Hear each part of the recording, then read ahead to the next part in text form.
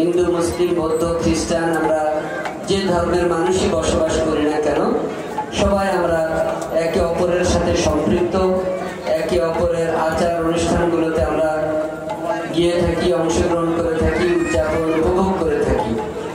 আমাদের যে কোনো ধর্মীয় অনুষ্ঠানে আপনারা আসেন, আপনাদের অনুষ্ঠানে আমরা আসি, এমনিভাবে মিলেমিশে আমরা এই দেশে বসবাস করি।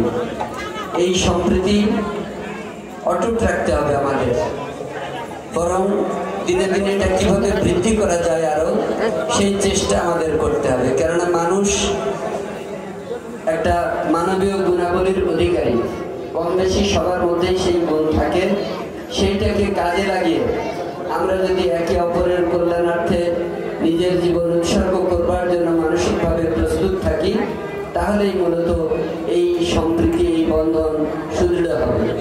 আমরা কি দেখি, সাধারণভাবে আমরা দেখি যে একজন মুসলমানের বাড়িতে কেউ অসুস্থ হলো, পাশেই যদি কোনো সনাতন ধর্মের ভাই বোনেদের বাড়ি থাকে, তারা কিন্তু বসে থাকতে পারবে।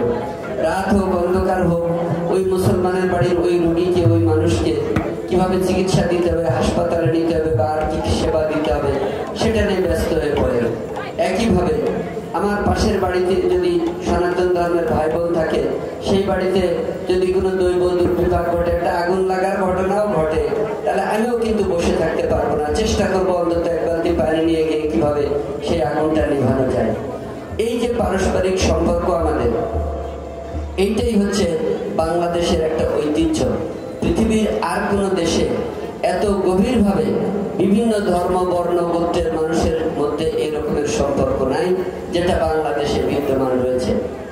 আমি শুধু এইটুকু বলবো যে এই সম্পর্ক ভবিষ্যতে আরো সুদৃঢ় করবার জন্য, মজবুত রাখবার জন্য আমরা পরস্পরের জন্য কাজ করে যাব। মানুষের মধ্যে বিবাদ বিসম্বাদ যত কম হয় সেই চেষ্টা আমরা করব। এই কাজটুকু দয়া করে আপনারা, আমরা সবাই যেন করতে পারি। আর ধর্মীয়ভাবে আপনারা যে অনুষ্ঠান করছেন, এই সম্পর্কে আমার বলার কিছু নেই। আপনারা এটা মন থেকে বিশ্বাস করেন, প্রতিপালন করেন, এটা আপনাদের ধর্মীয় অনুভূতির বিষয়। আমরা একটা রাজনৈতিক সংগঠন করি, যে সংগঠন আমরা বিশ্বাস করি যে ধর্ম যার যার, রাষ্ট্রটা সকলের। সেই কারণে আপনার স্বাধীনতা রয়েছে আপনার বিশ্বাস মতে ধর্মীয় কর্মকাণ্ড পরিচালনা করা, আমার স্বাধীনতা রয়েছে আমার বিশ্বাস মতে ধর্মীয় কাজকাম করা।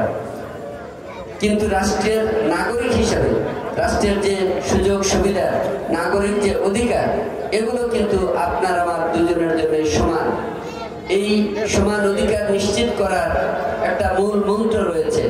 আমরা এই বাংলাদেশের যারা স্বাধীনতার সার্বভৌমত্বে বিশ্বাস করি, এই ভূখণ্ডে কেউ পাহাড়ে, কেউ সমতলে বসবাস করি, কেউ এক ধর্মের, কেউ অন্য ধর্মের মানুষ আমরা বসবাস করি, কেউ সাদা রঙের মানুষ, কেউ কালো রঙের মানুষ আমরা বসবাস করি। বিভিন্ন ধর্ম, বর্ণ, গোত্র, উপগোত্র সব মিলেমিশে যারা এই দেশের স্বাধীনতার সার্বভৌমত্বে বিশ্বাস করি, তাদের একটাই পরিচয়, আমরা বাংলাদেশী। এই বাংলাদেশী জাতীয়তাবাদকে যদি আমরা লালন করতে পারি, ধারণ করতে পারি, তাহলে মানুষে মানুষে ভেদাভেদ থাকবে না আমাদের এই দেশে। বরং আমরা সবাই এক কাতারে আমরা দাঁড়িয়ে কাজ করতে পারবো, দেশের মঙ্গল, নিজেদের মঙ্গলের জন্য কাজ করতে পারবো।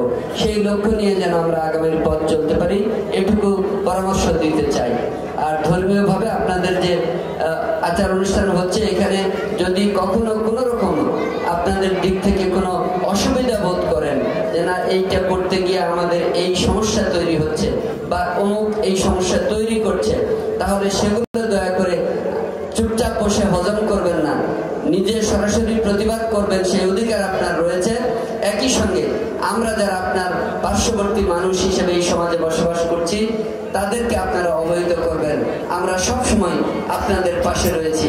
নিজেরা সংখ্যায় কম বলে নিজেদেরকে কোনো দুর্বল হীনমন্যতায় ভুগবেন না, বরং আপনার এই দেশের নাগরিক সেই অধিকার নিয়ে সোচ্চার কণ্ঠে দাঁড়িয়ে আপনার বিরুদ্ধে যদি কোনো অন্যায় হয় তার প্রতিবাদ করবেন।